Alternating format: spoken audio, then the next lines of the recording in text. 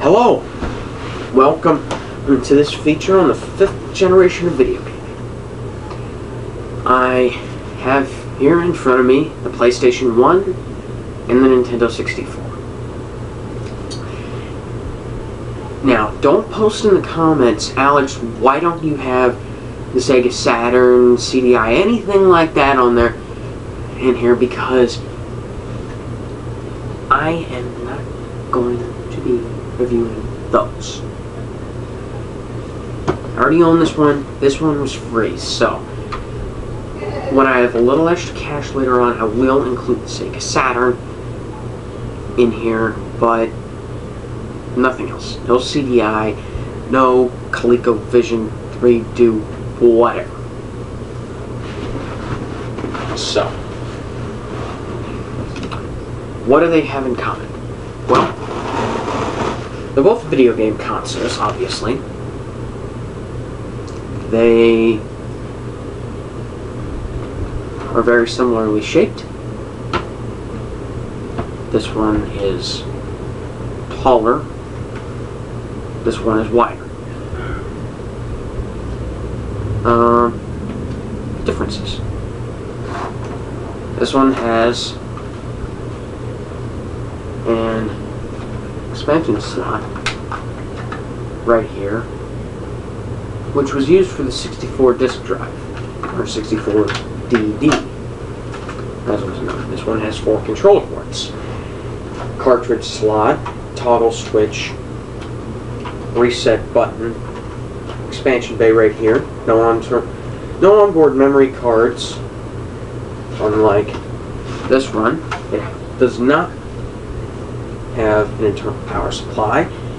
It has an AV multi-out, which was used earlier on the original Super Nintendo, and as far as I know, the Super Famicom, and was also later used in the GameCube. All models of the GameCube use this. Most models of Nintendo 60, most models of Super Nintendo use this, and all models of Nintendo 64 use the AV multi-out right here. It has no mechanical moving parts except for the reset button and the on-off switch. Unlike this, which has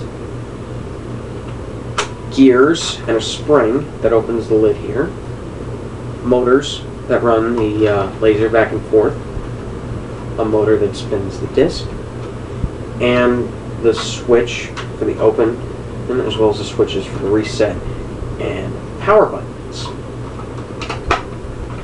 It has an internal power supply, which means it uses simply a standard power cord, an AV multi-out, which was later used on the PS2 and PS3,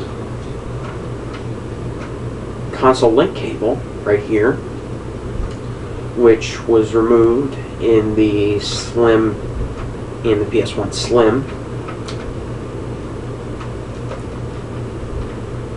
and this, the parallel port, which was removed in SCPH 9000 in models, but was simply molded over the case in early 9000 models. No expansion bay on the bottom.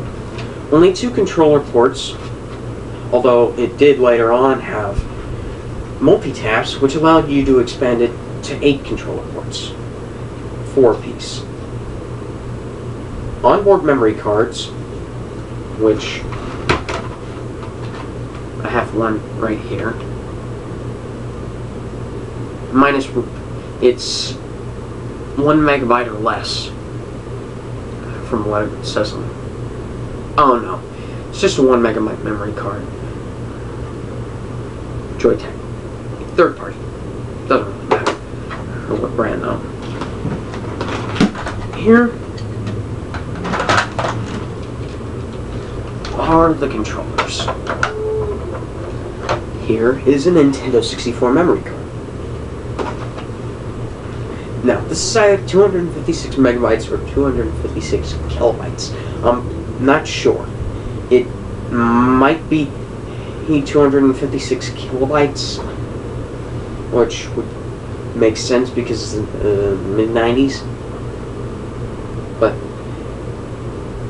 notice the size difference. This one is taller vertically, but this one is wider. Storage capacity. This is a third-party memory card. I don't have a first-party memory card. First-party Nintendo 64 memory card.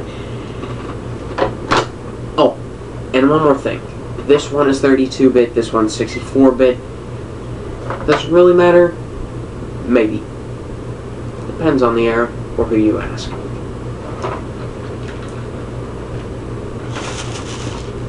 Launch PlayStation controller. Standard through all eras Nintendo 64 controller. This one launched in 96. This one launched in 94. Anyways, this one did not have joysticks at base. In fact, the DualShock, or dual analog controller, did not become standard until 97. This one was standard all the way from its launch to the end. Now, this one had better quality joysticks, and this one just sort of broke over time. In fact, I need to get mine replaced soon. This one has an expansion bay for rumble capacity, or memory cards, or Game Boy transfer packs. So, a floating directional pad, start select, 4 face buttons, 2 shoulder buttons, and handles. Now, seeing as this was originally going to be a Super Nintendo add-on, you can see why the controllers are so similar. The only difference is the shoulder buttons and the handles. The handles were added to allow for a better... See, you normally hold the Super Nintendo controller like this, resting it on your 2 middle fingers. So these handles were added because you had to use your middle fingers to activate these L2 and R2. This one has 2 shoulder buttons, 1 trigger button, a directional pad, 6 face buttons, which include the C keys, which replaced a second joystick, 1 start button, and 3 pins for the connector, whilst the PlayStation used 9 pins for the controller connector.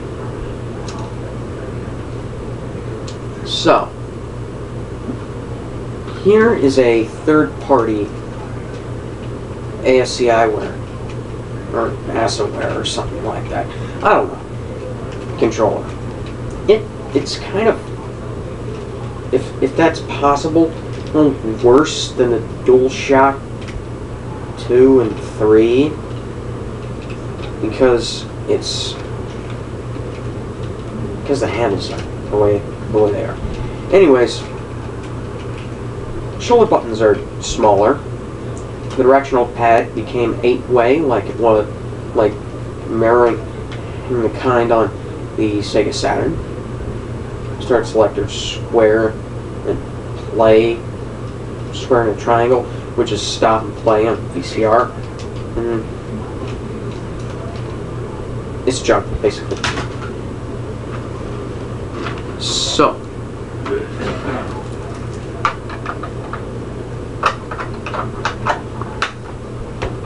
What are the games we're going to be playing? Well,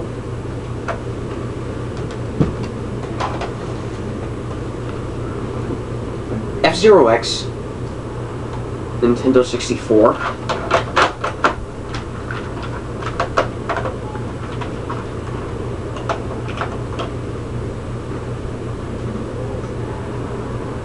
Vigilante 8, PlayStation.